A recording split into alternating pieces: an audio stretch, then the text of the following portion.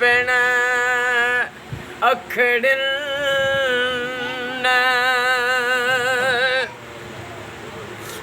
अज पिण अखड़िन सजण पंहिंजा सारियो गलन तां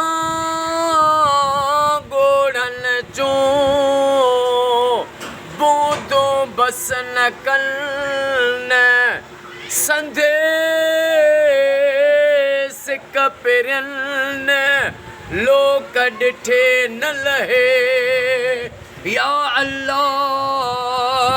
या रहमान या रहीम या करीम रब ओ मुंहिंजा मौला अॼु साईं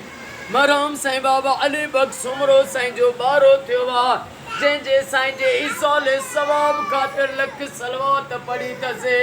ओ मौला मिठे मोहम्मद मुस्तफ़ा जो वास्तो थिए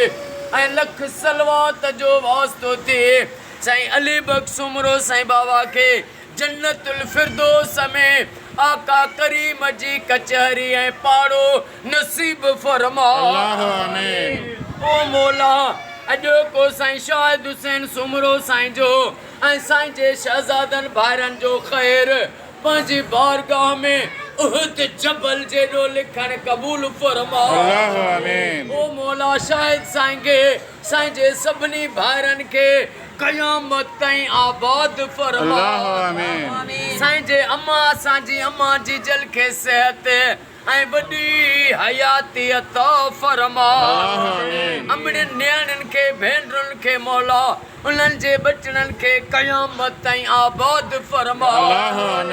साईं गुलाम हुसैन सुमरो साईं खे गुलाम हुसैन साईं जे बचड़नि खे रब क़यामत ताईं आबाद फरमा गुलाम मुस्तफ़ा साईं खे पक्की नौकरी मिले मिठे मोहम्मद जे सदके अॼु इहा दुआ क़बूल फरमा ओ मौला साईं आसिफ अली साईं अबड़ो खे वॾो ऑफिसर बणा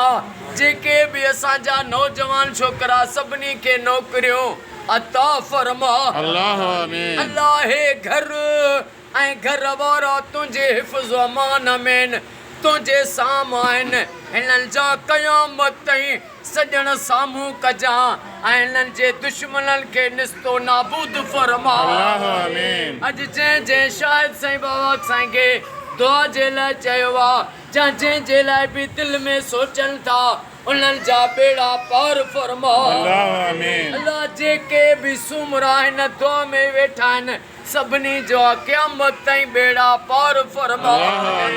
साईं DSP अब्दुल हफ़ीज़ मंगणे जो साईं खे शफ़ा ॾे सिहत ऐं वॾी हयाती अता फरमा साईं गुलाम मोहम्मद मंगणे जो साईं साबिर मंगणे जो साईं जेके बि साईं जा मंगणे जा हिन दुआ में शरीक आहिनि सभिनी जा क़यामत ताईं बेड़ा पार फरमा साईं गुलज़ार अली फुलपोटो साईं जा बेड़ा पार फरमा गुलाम मोहम्मद सियाल साईं खे साईं जे बचड़नि खे आबाद फरमा फ़कीर अरबाब अली साईं खे वॾी हयाती अता फरमा जेके बीमार आहिनि उन्हनि खे शफ़ा अता फरमा